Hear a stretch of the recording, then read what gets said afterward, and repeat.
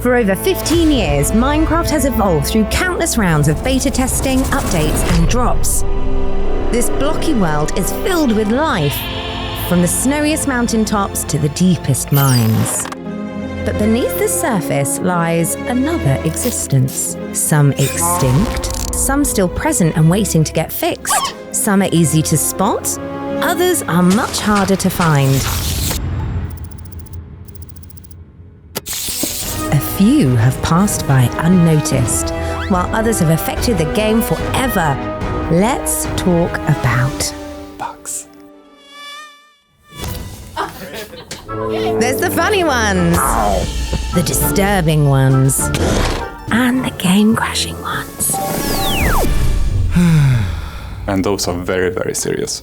But what are bugs, and why do they exist? Bugs are unexpected or unwanted behavior in games. And they happen because of accidents while programming. We are all humans and we make mistakes. It can happen for a number of reasons. Every time we add something new to the game, we risk it not interacting with something as we'd expected. And then someone finds it and then we're like, oh, that's an issue. The ones that are really serious, of course, we want to get fixed straight away. We don't want people to lose anything in their games. But some bugs can actually be quite funny. The bugs where villagers are floating around are just so hilarious. They lay in the bed, they get nudged by another villager or a player or something, and the next thing they're floating off for no reason at all. Like, is that even possible? Bugs like that are what we live for. It just makes our day, it makes us laugh. When I started working on Minecraft, I didn't really know exactly how everything worked, and I wanted to add a new mob, so I added a squid. The best way for me to do that was to copy an existing mob. So I based the squid on the cow mob, but I forgot to remove the milking behavior. So for a while you could actually milk the squid, which was a bit silly and also not the intended behavior. And then again, the squid was my first mob, so I managed to add more problems to it.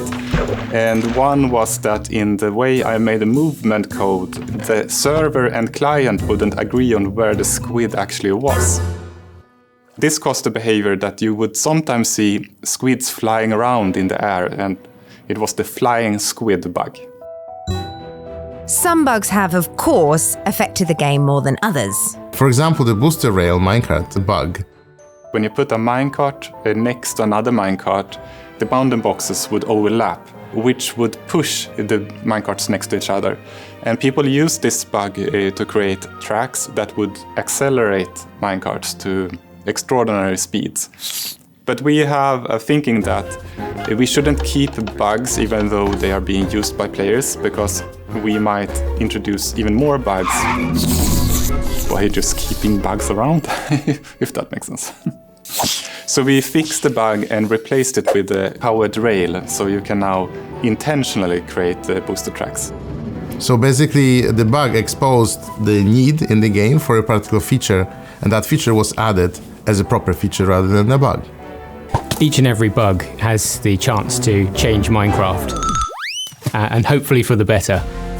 There are bugs that are almost as old as the game itself. One bug that was reported very early was the bug 2025, that mobs would sometimes glitch through blocks or glitch through walls. And we've tried to fix this bug many times. Our developer Panda 4994 fixed that from his phone at the strike of midnight on New Year's Eve for 2025 while he was watching the fireworks. The bug number 2025 was fixed January 1st, 2025. How could we miss an opportunity like that? So there's quite a few bugs in the game.